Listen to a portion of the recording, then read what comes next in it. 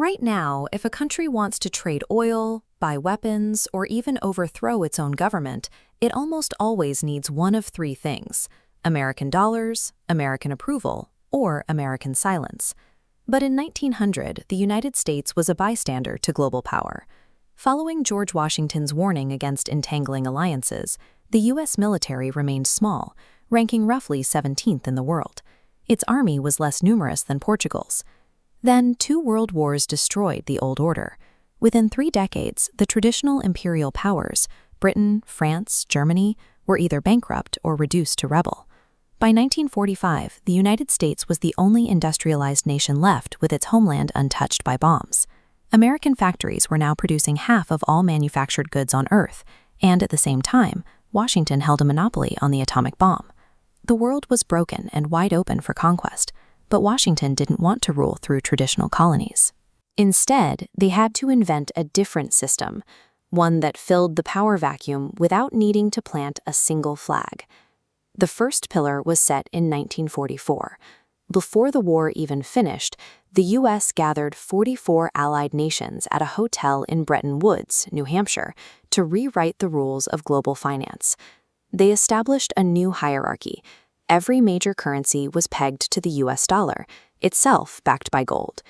To maintain this, they created the IMF and World Bank in Washington, D.C., placing the global economy under American influence. Even after the dollar unhooked from gold in the 1970s, the dependency held.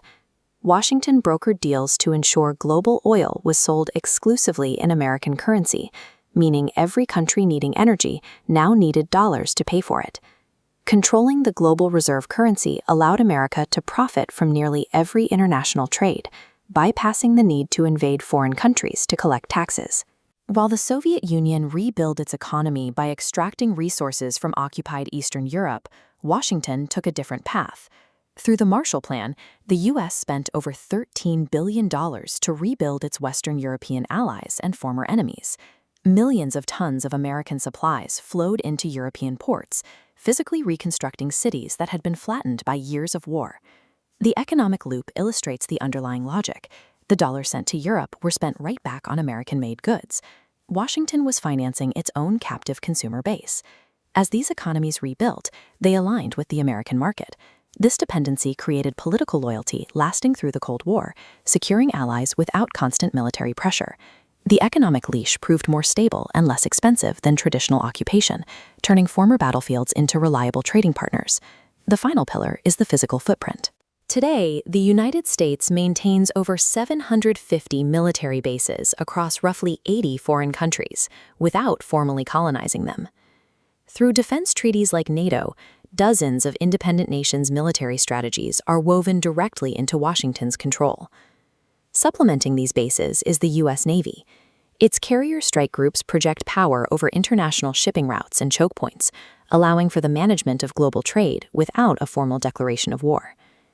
This footprint functions as an armed security apparatus, designed to police the planet's supply chains on America's terms. Unlike the empires of Rome or Britain, this system relied on consent. Nations generally entered this web because they needed access to the dollar, the trade networks, and the military protection. By framing its influence through administrative alliances and economic pacts, America secured a level of global hegemony that exceeded the reach of historical empires. Because this architecture is built on dependency rather than physical conquest, its primary vulnerability is a change in the world's needs. If the day comes when the rest of the world decides it no longer needs American money or American protection, the gears of the invisible empire stop turning.